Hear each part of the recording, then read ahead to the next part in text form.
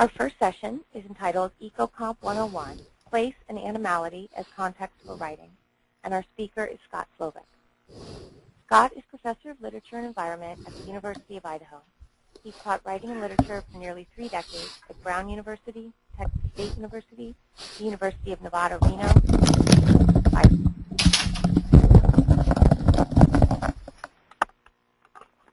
He has frequently offered intensive courses and given keynote conference lectures throughout the world, most recently in China, France, Brazil, India, and Turkey. The founding president of the Association for the Study of Literature and the Environment in the early 1990s, he has edited the journal ASLE, Interdisciplinary Studies in Literature and Environment, since 1995. Scott has published more than 200 articles and 17 books in the field of ecocriticism and environmental literature. His monographs include Seeking Awareness in American Nature Writing and Going Away to Think, with 2 more in progress. He is the co-editor of 2 popular ecocomposition textbooks, Being in the World, an environmental reader for writers, and Literature and the Environment, a reader on nature and culture, the latter edited with Lorraine Anderson and John P. O'Grady. In this presentation, he'll explore strategies for prompting student writing and class discussion vis-à-vis the environment, whether such work is happening indoors or outdoors, in urban places or wild spaces. In addition, he'll share thoughts about his current project of designing a course on environmental writing for the University of Idaho's new Semester in the Wild program. Scott, are you ready to get the conference off to a good start for us? I hope so. Thanks very much, Amy. Certainly. And welcome, everyone. It may take me just a few minutes to get used to this webinar format here. And in fact, some items are showing up on my screen right now that I'm not quite sure about. Let me see. Amy, what should I do when it says right in the middle of my screen, you've been made the presenter, show my screen, and not yet? I think click OK, but Jean-Pierre, I'm sorry. Yes, that's correct, Scott. If you see the show my screen, just click OK. It says not yet and show my screen. Yep, click show my screen. Okay. Okay, oops, wait a second. Perfect. Okay, I think I'm ready now. Yep, you're all set. Yep. Okay, well, good morning, everyone, and it really is early morning here. In Moscow, Idaho, it's 6 o'clock in the morning, and the sun is just beginning to come out. But I'm very happy to have a chance to start today's series of talks with a focus on environmental composition or eco-composition. I often like to begin my lectures with this image on the first screen here, the first slide, taken by one of my former graduate students when I was at the University of Nevada, Reno.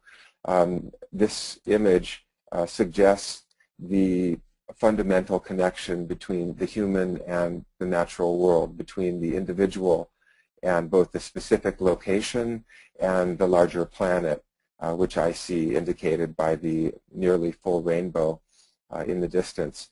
And then I also particularly like the spectral quality of the photographer's shadow in this opening slide, which to me implies that even when we're not obviously in connection with the natural world, when we're indoors, when we're in an extremely urban context, when we have no windows around us, we are on some fundamental level linked to the planet itself.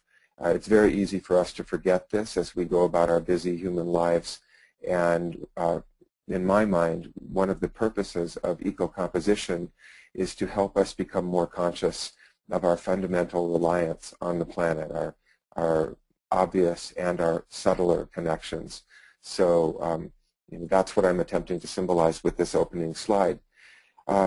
So as Amy said in her introduction, I would like to offer some comments about basic principles of ecocomposition as I understand the field, and also to talk about a few fundamental paradigms of environmental thought and writing, which I summarize as place and animality. And these, I believe, work in tandem with the basic building blocks of environmental writing. I'm trying to move this slide. Okay, so for me, when I teach writing, I believe that context matters, that where the physical setting of our teaching, of our classroom, actually is very important, and the place itself becomes a teaching tool. whether we are in a relatively removed and abstract setting without direct visible or obvious connection to our place, or whether we are in obvious association with the place that we're writing about. So here are a few slides of me a few years ago when I was teaching in Guangzhou, China. And actually the first slide on the left shows a classroom of students listening to me talk about environmental literature. It looks as if we're fully removed from the environment, but we're actually in a classroom with no air conditioning and open windows, and we are feeling the heat and humidity of southeastern China in June. It's incredibly hot and humid, but we are in rather profound contact with the environment, although it feels like a relatively technological and disconnected environment. Nonetheless, I did make a special effort toward the end of the class to bring the students outside, have them sit on the ground, have them walk on the nearby mountain, as we talked about. Actually, I see the book on the ground in front of me as a literary theory book. So we're talking about theory, but we're in connection with the physical world. And I'm attempting to make some claims about the importance of concretizing and experiencing in a sensory way our presence in the world. Now, for me, the experiential aspect is relevant to every type of writing we might do. It need not be explicitly environmental, but particularly when we're thinking about the natural world and our various complex and often troubled relationships with the world, it's particularly important to start with the experiential, with the concrete, with the sensory. And so often in my courses, I try to boil things down to some fundamental building blocks, particularly for either younger students who haven't thought much about writing in a very formal way, or even for more advanced students who don't necessarily think of themselves as expert writers. And I have used these building blocks even when working with professional science journalists, offering them an intensive seminar in environmental writing, just as a way of showing what some of the nuts and bolts might be that can then be interwoven in increasingly sophisticated ways.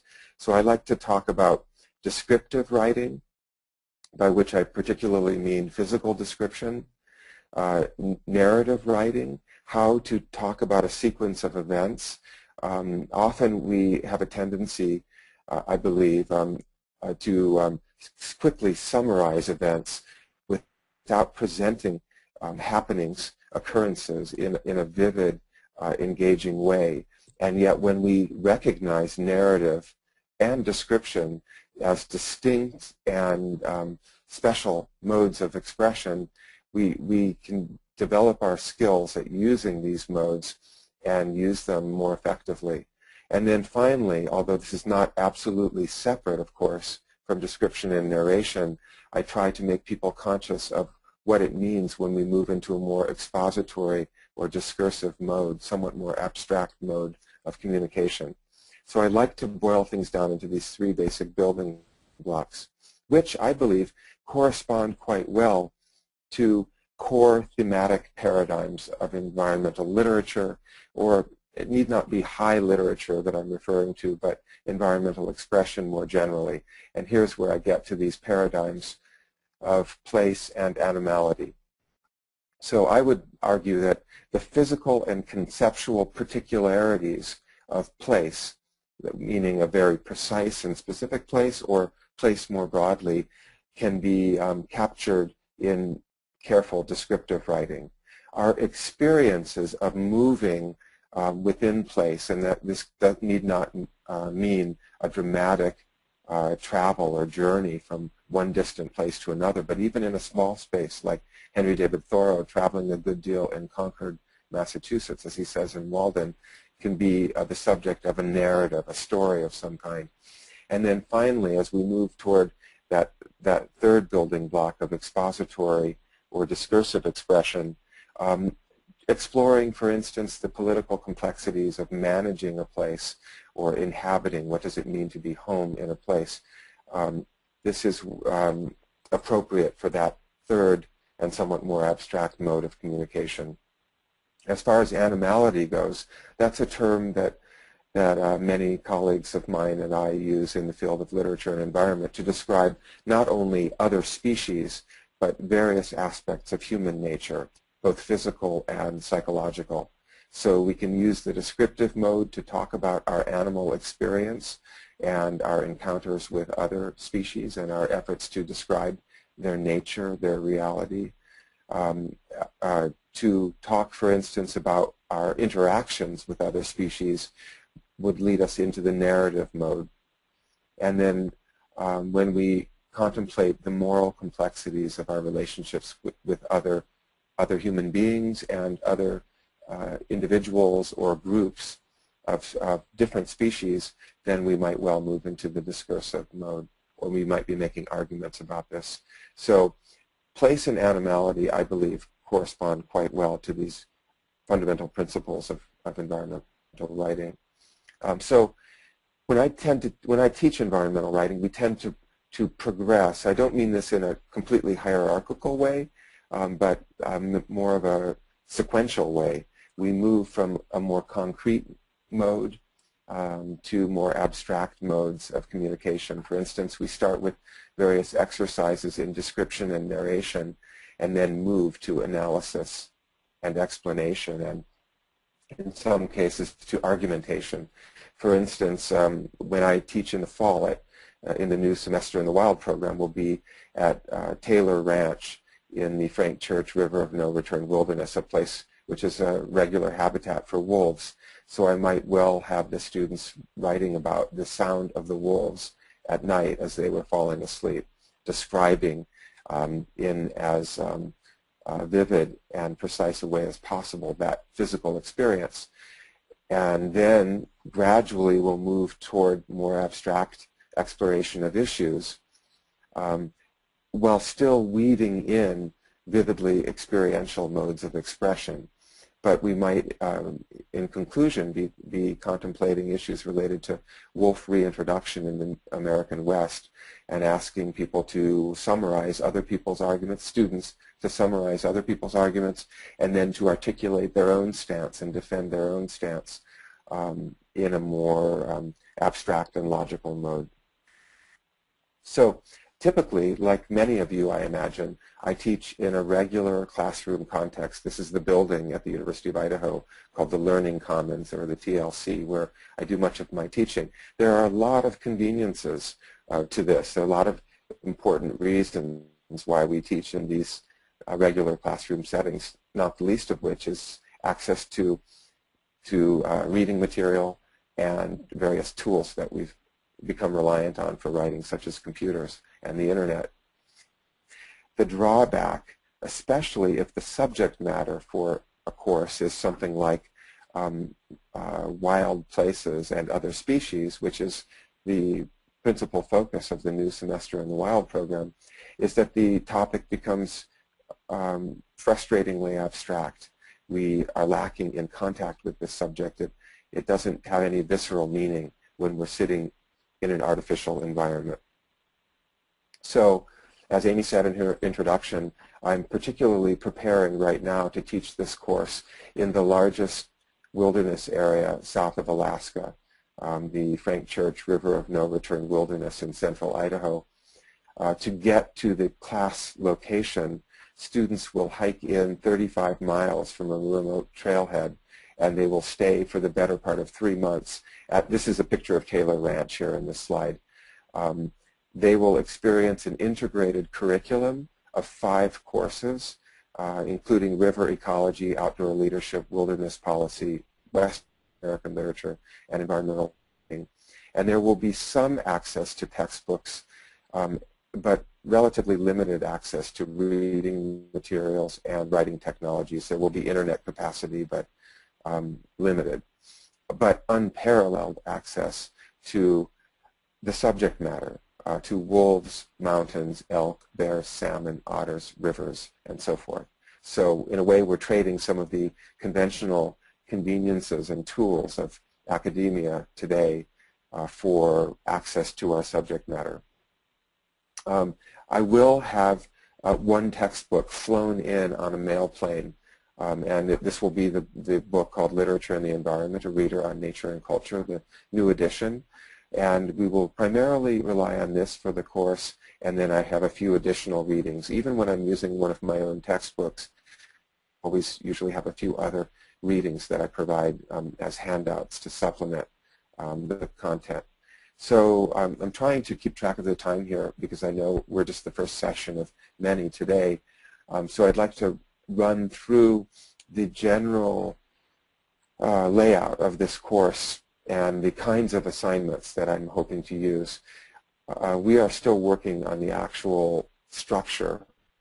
This complicated course with 7 instructors and 5 separate courses interwoven with people coming and going all the time. The cohort of 17 students will be together the entire time, but the instructors will be circulating in and out of the field station. So I will be present for 3 3-week sessions, or 3 one-week sessions, 2 of them out at the Taylor Ranch in the wilderness, and the third session will be at something called the McCall Outdoor Science School in the small town of McCall in southern Idaho. We will start by focusing on a daily field journal and then some of these other building block kinds of assignments.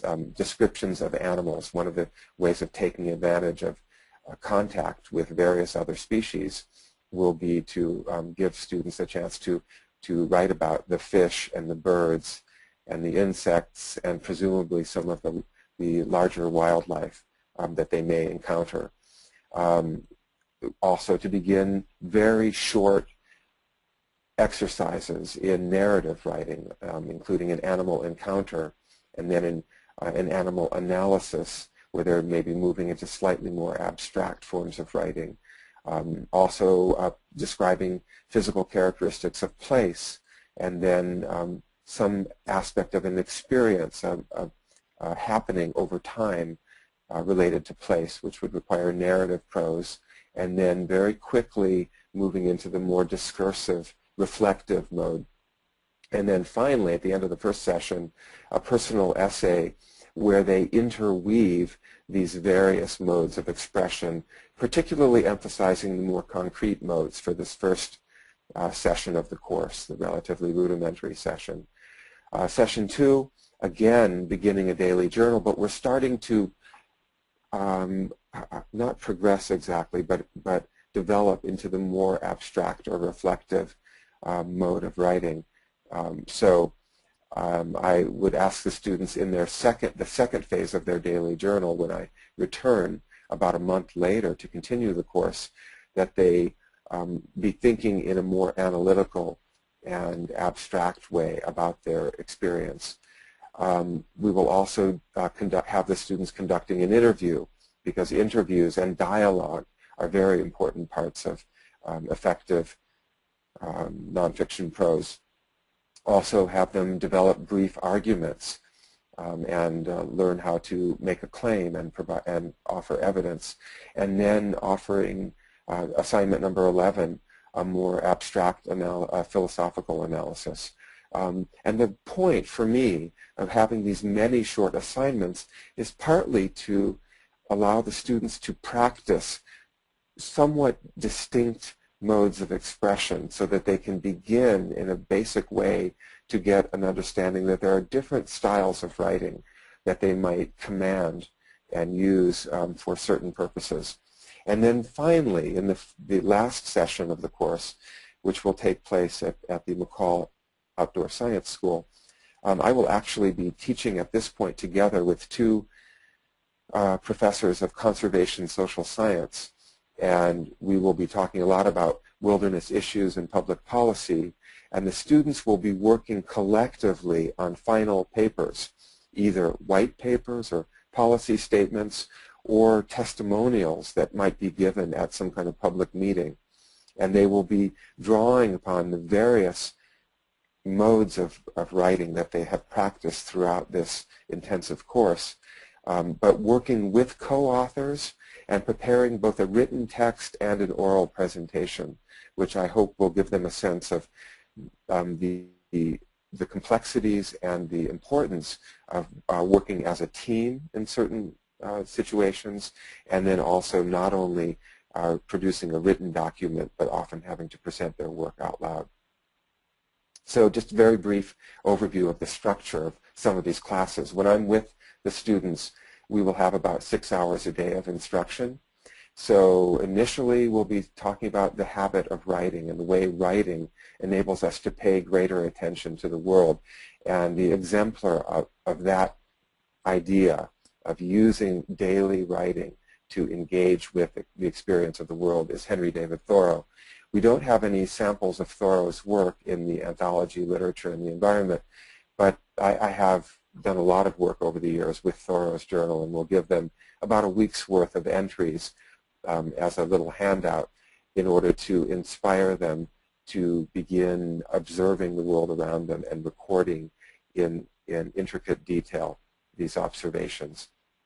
And so I'll have them, we'll look at some examples of writing.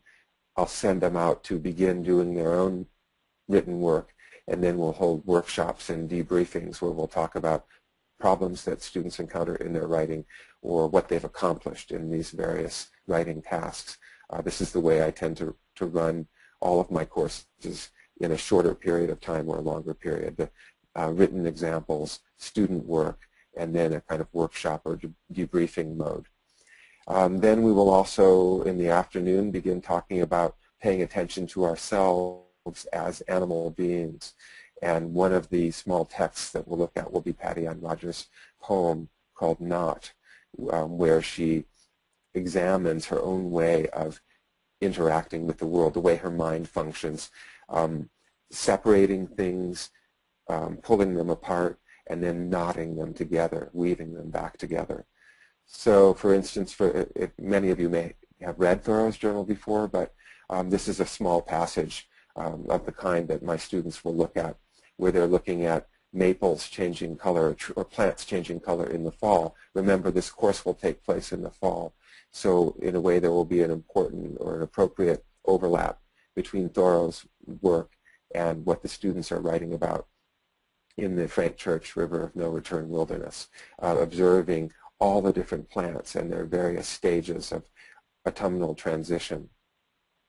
Patty Ann Rogers, great nature poet, and this is from the latter part of her poem, where she has spent the better part of the day isolating, undoing, separating, in the way that the human imagination often functions, and then nature functions to pull everything back together. And in fact, this is how her own language reflects the natural integrative process. And so this is a very visual and psychological poem, and I think it does a good job of showing how very vivid and precise and attentive language might capture the human-animal experience. Then in the second session of the course, we'll be focusing a little bit more on the mode of place rather than animality, and we'll be moving after some initial grounding in the physical nuts and bolts, the descriptive and narrative writing, into a more expository mode, reading work by writers like Scott Russell Sanders and Wendell Berry. And one of my favorite essays to use when I'm trying to teach people in a hurry the various distinctive modes of environmental communication is Wendell Berry's essay, A Country of Edges, that's in his early book called Recollected Essays. And it's hard for me to present it to you in this webinar in brief, but it's a beautiful essay about river country in Kentucky, and it's about erosion and the way these gullies are shaped by rivers and by rainfall and the erosive processes. And he uses description, narration, expository meditation, and then an interweaving of these modes in separate sections of his essay that very vividly demonstrates how one might take rhetorical advantage of these modes for the way influence and move audiences. So I particularly like that essay, but couldn't easily present it to you this morning. And we will be building toward a personal essay at the end of this second phase of the course, where the students are reflecting on some aspect of their own choice related to either animality or place, using description, narration, and exposition, but emphasizing the more concrete physical modes, because I think a lot of students have more trouble with these. These aren't necessarily prioritized in earlier writing experiences they've had. So I want them to be trained to do these types of writing, because I believe very sophisticated writers, some of our very best writers, use these concrete sensory modes of expression in their essays for various purposes. So they, I do think our students need some exposure to these.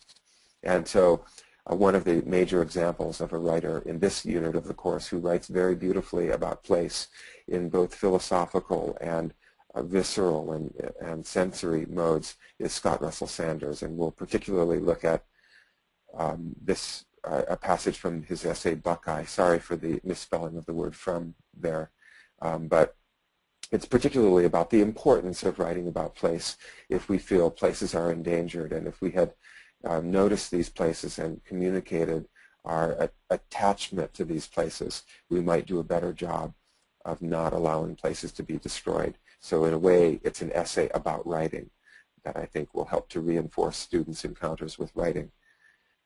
Now, as I move toward the end of my own part of this webinar, my talk, we're in the third mode here, the 7 days in the McCall Outdoor Science School, working together here with two social scientists who focus on wilderness policy, and we'll be reading more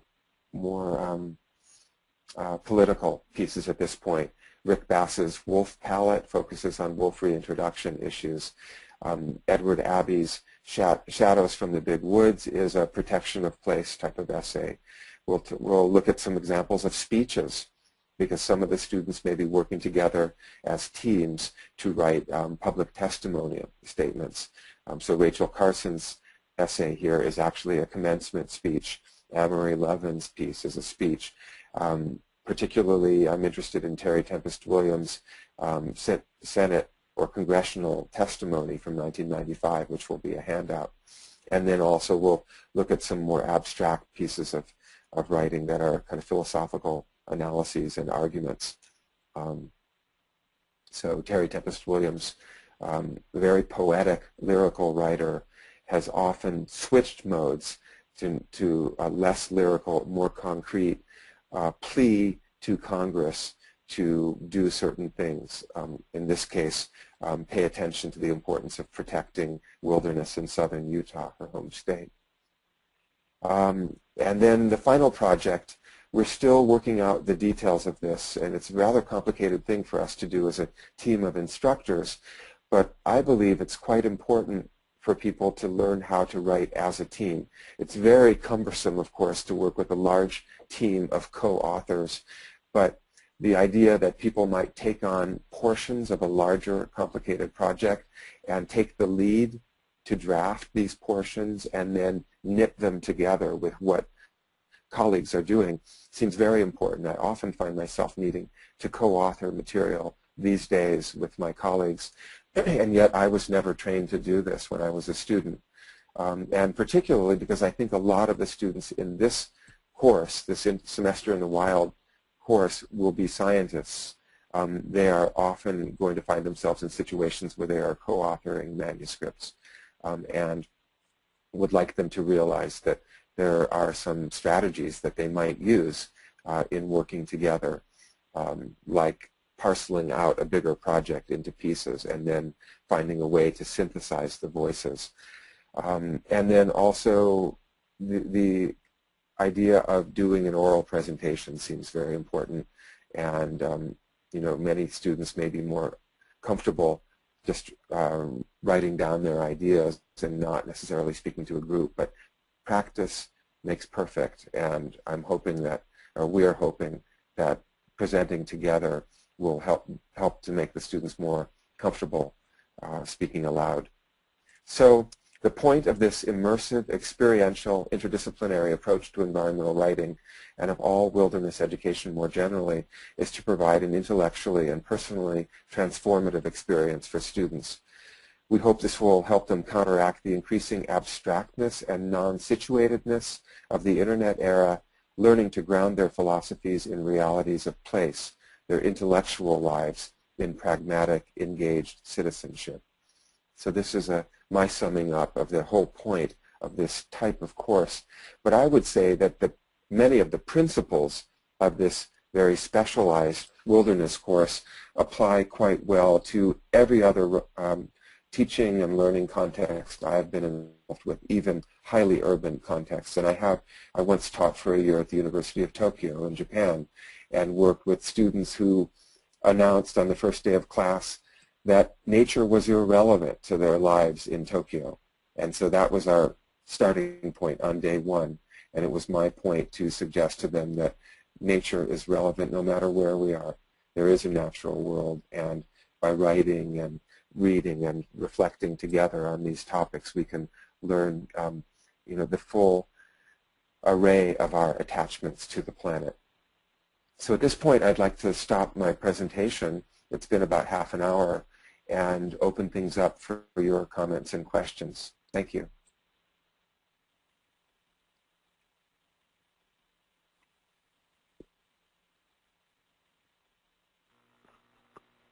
Thank you so much, Scott.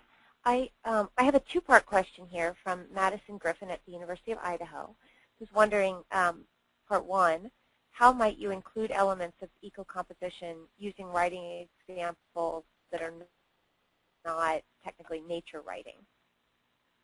And the second part of that question is, how might ecocomposition be woven into more general rhetoric classes? Okay.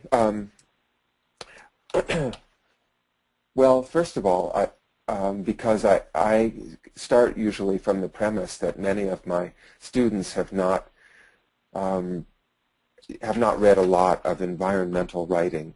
I used to use the term nature writing a lot when doing this work. Now I use a broader phrase of environmental writing.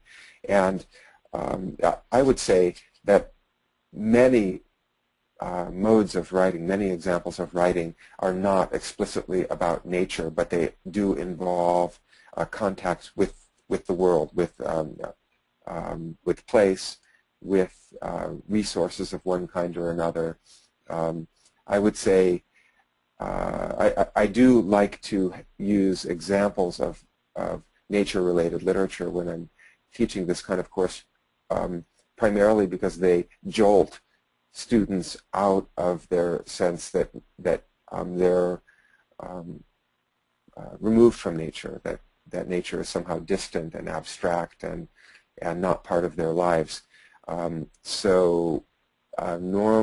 Normally I do use works that are more explicitly connected with nature. I'll have to think a little bit about some examples of work that is not environmental at all, because I tend to read almost everything into that vein, into that perspective. I would say that the nuts and bolts of composition that I've tried to outline here, the description, narration, and exposition modes, apply to any thematic categories. So I do think in a relatively elementary course, it can be helpful, as I said earlier, to separate these artificially. Actual professional writers use them in tandem with each other, intuitively weaving them together or highlighting one of these modes or another, rather than separating them so artificially. I would say this applies to any rhetorical situation. It need not be an environmental context, but I think it's good to offer some kind of foundational approach in order to get the students thinking about language very concretely and consciously. So I don't think I answered the question about not using non-nature writing very well, but I'll have to reflect on that a little bit further. I was wondering also about the journaling. I know that's very central to what you'll be doing in the intensive course, and I was wondering when you have the students approach the journal, is it all free form, or do you suggest topics or require specific topics? Yeah, thanks. Well, remember we have a model. We're particularly using Thoreau's journal as a model, and it's very observational. Mm-hmm. And so I would ask the students simply to find something that captures their attention at this new place. They will be relatively new to this place. Often I emphasize seasonality. No matter where you are present in the changing seasons. And one of the great things about autumn is that it is a relatively transitional time of year. So there usually are markers of seasonal change that are somewhat attention-getting. And this is the primary focus of Thoreau's journal, both in autumn and in spring, is seasonal change. He was attempting to capture the rhythms of the external world and link them to the rhythms of his own life, his mind and his body. So I often will suggest that people pay some attention to seasonal change in their journal entries. One of the aspects of our 21st century disconnection from the physical world, the natural world, is our inattentiveness to seasonality. We eat whatever we want to eat, no matter where we live and no matter what time of year it is. And so we feel as if we hover above the earth, independent of the seasons. And by paying careful attention through writing to seasonal change, we immediately become more engaged with environmental reality. And so this is one of the topics I would suggest, but I tend not to be too demanding or directive with these journal entries, because I want the students simply to start paying attention. And I think this is the basis of strong writing of any kind, learning to pay attention to things rather than to be mindless about aspects of our lives that we might want to dig into more deeply. Well, it sounds like a really exciting class. How did you get the idea for it? I guess you've been developing it for quite some time, but you have collaborators. I kind of walked into it. They've been working on planning this semester in the Wild course for the past few years, and they've had some difficulty recruiting students to it, not only from the University of Idaho, but from elsewhere. And so they've had a more coordinated marketing push this year. So we're hoping we'll have the required number of 17 students. I have usually taught in a typical classroom, often taking students outside in addition to sitting in our classroom setting. And I've also taught much of this material in special workshops through NEH-sponsored faculty institutes. Sometimes in a field like Southwestern Studies, I'll go to Texas and lead a several-day unit on environmental literature. Then we'll do some writing workshops where we'll go out and the people will do a few of these exercises as part of their more broader interdisciplinary approach to Southwestern Studies. Or once did a workshop for the National Organization for Professional Writers working at university extension programs who don't necessarily know about environmental writing per se. So we went to the Desolation Wilderness area near Lake Tahoe when they were at a national conference up at a casino in Tahoe and spent the afternoon doing these writing exercises out in the wilderness. So I've done smaller versions of this, but it made sense that a field like writing be combined with some of the more scientific and social scientific topics for this semester in the Wild program. And what we're still working on, though, is how to integrate the 5 different courses that will be offered to the students for credit as part of this. And So writing will be part of all of them, but it will also receive special attention through the material that I'll present to the students. Well, it sounds like a great experience for you as well as for the students. So I hope the class makes, and that maybe a year from now you'll come back and tell us how it went. Thank you. Thanks for being with us, Scott. I know it was early for you. I really appreciate it. Thank you, Amy. Okay. Bye now. Bye, everyone.